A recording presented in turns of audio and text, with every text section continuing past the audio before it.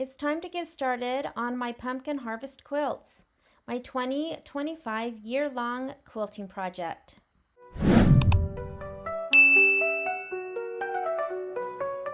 I am starting a project for some pumpkin quilts. I will be making 4, and the pumpkins are pieced, and this is actually my first pieced quilt. And the pumpkins will be oranges, blacks, and grays, just kind of a mix of those colors and prints. And then I have green for the leaves. So since I am not a quilter, I've done a little bit of research, and some people just press and cut. Some people starch and then press and cut, and I think that's what I'm going to do. So I am going to prep these by spraying the fronts and backs with Niagara starch, and then I'm going to hang them to dry, and then once they're dry, I am going to press them, and then they'll be ready to cut. So that is my first step in getting this quilt ready to go.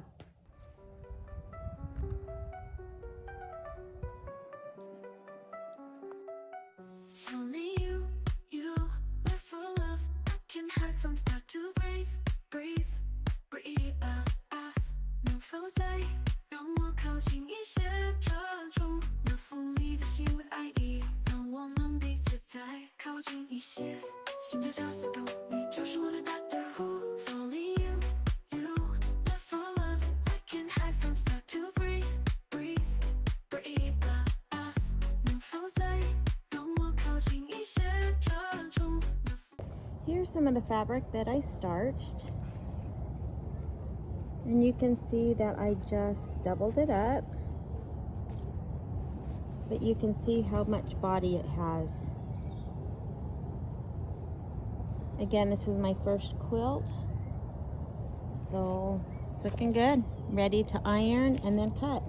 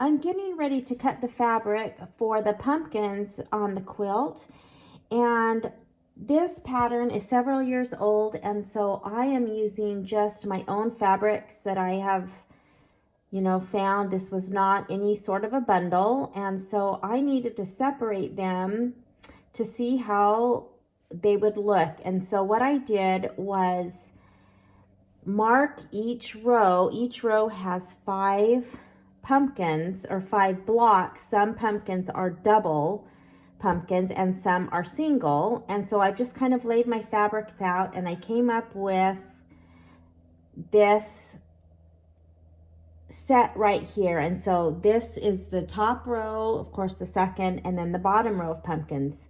I have them labeled temporarily right now,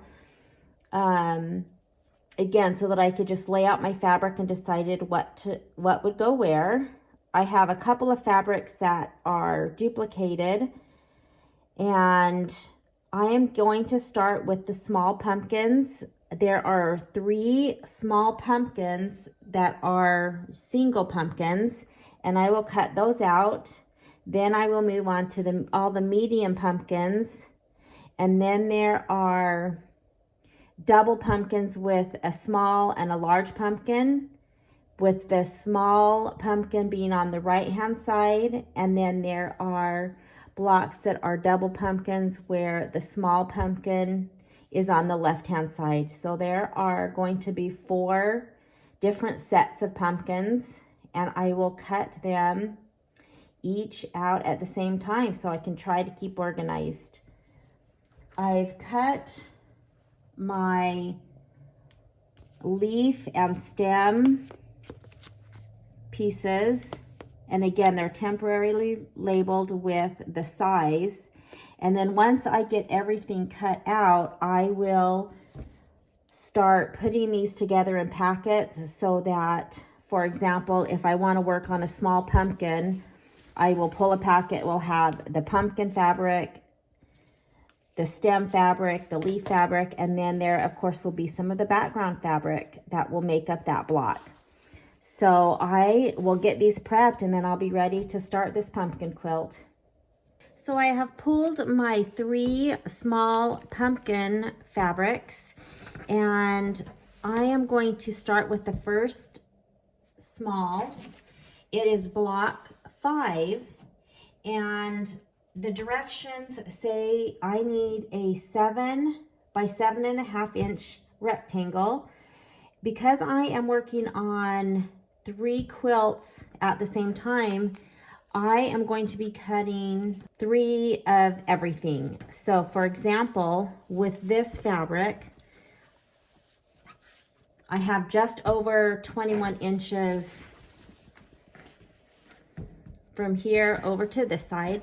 And so I will use my ruler, and I will get my long ruler, and I will cut a 7.5 inch wide strip down the whole length. And then I have just enough room to cut 7 inch this way. And so I'm going to be, again, trying to do multiple blocks, and I will be cutting 3 of whatever the directions say, so that I can get those cut all at once instead of having to go back and cut those at a different time. So that's what I will do with each block. I will cut a strip the width that it needs to be, and then I will subcut that into the size that the finished block needs to be. And I will do that on all of the blocks.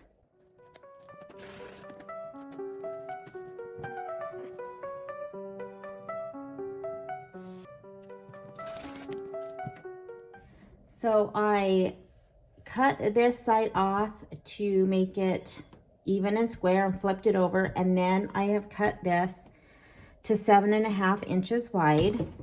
So now I can unfold this. I'll square up this end. It's a little crooked. And I don't usually use the markings on my grid unless I've got long, like border or binding strips. I use the lines on my ruler, and so it doesn't matter if this is, you know, not straight. So what I'll do to get this straight on the edge is that I will line up, since I've straightened these edges out, I will line up one of my marks on my ruler with the bottom edge, and then I will trim that side off. I'll flip that so that my cut side is on my left because I'm right-handed. And now I need to cut these into 7 inch widths because I have cut the 7.5 inch already. So I will line up my 7 inch wide mark here and make sure that it's even.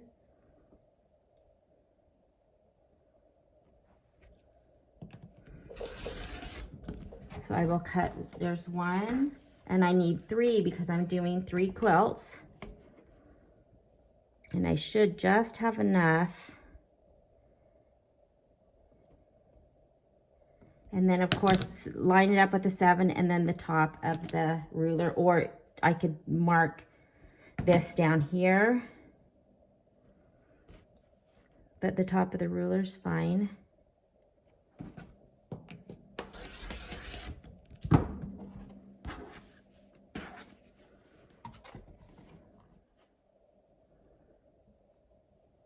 And then I have just enough to cut that selvage off. If I didn't have enough, you know, I have this other piece that I cut the strip from. Or I could use a different fabric. I'm going to use the same fabrics in all 3 quilts because they're going to 3 different people. So it doesn't matter to me that they'll all be the same. So now for this first small pumpkin, which is block 5, I needed 1 for the quilt, and so I'm doing 3 quilts, so I have 3 pieces. So I will finish up all of the blocks, and I will use my ruler to cut out the fabric. I will also put back my temporary label so that I know what these are for, and then once everything's cut out, I will go to the next step and label them and organize them more permanently. So let's continue.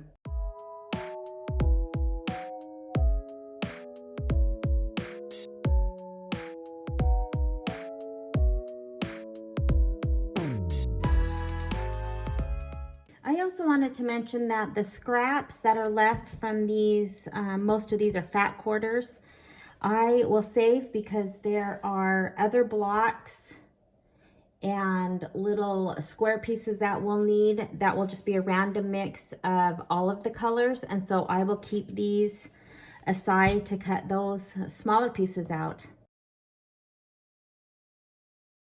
I've cut all of my fabric, and remember I am cutting enough fabric for 3 different quilts.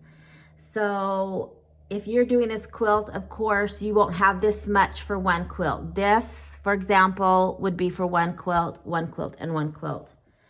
Now I have, again, the blocks for all 3 quilts together, but I know that this is block 3. And I have made just a little diagram when I was choosing my fabrics because I'm not using a bundle. And so, for example, this is block 3. It's double pumpkins, and so that's what these are.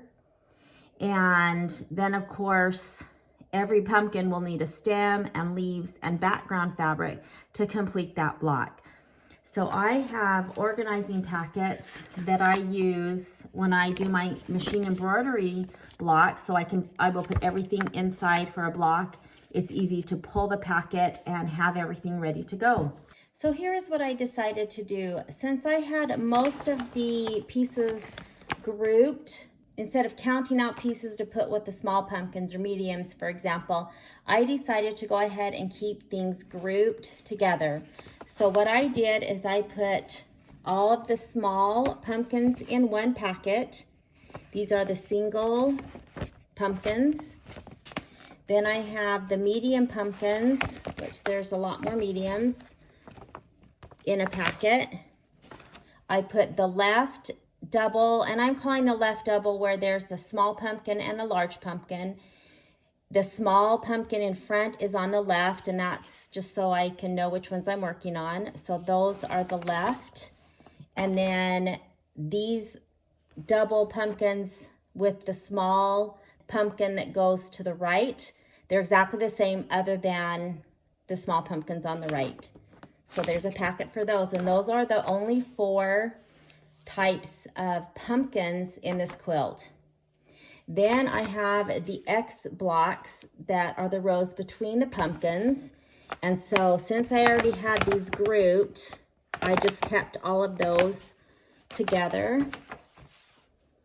This is the second part for the X blocks. It's the background fabric and these little squares that are part of that whole block. And so I left these together. Now I did put these in individual baggies because these rectangles down on the bottom, there are 108 per quilt. So I have 3 sets of 108. These little squares, there are 216 per quilt. And so I have grouped the 216, you know, in each of their own bags. And then the little miscellaneous pieces that will be part of these, I have them in stacks of colors so that I can easily pick, but these could all just be mixed because there'll just be a variety in the quilt. So those are together for the X blocks. Then I have the stems and leaves for the small and medium, because those of course are different sizes. Then the stems and leaves for the double pumpkins. And then here are the background pieces that we'll need to make the blocks all the same size. You know, they'll need different size of backgrounds, because a small, of course, is going to need more background fabric than the medium or the double. So for the small and medium, I have all of the extra background pieces in here, and the same thing for the background for the double. So I figured those are the best way. So I'll have to pull several packets when I'm making a pumpkin, but it will be super easy to find. I will keep organized. I have everything that I need for my blocks in this little basket. I just have it in a little basket. And I also, in the back, since I have room, I will put my extra fabric in case I miscounted when I was cutting, or a piece gets ruined and I have to recut, or for whatever reason. But now when I go to sew, let's say if I wanted to sew some small pumpkins, I will pull the small, I will pull the stems and leaves packet, and I will pull the background packet. I will pull those three and then pull out the pieces that I need. So that's how I'm going to stay organized so I can start this quilt.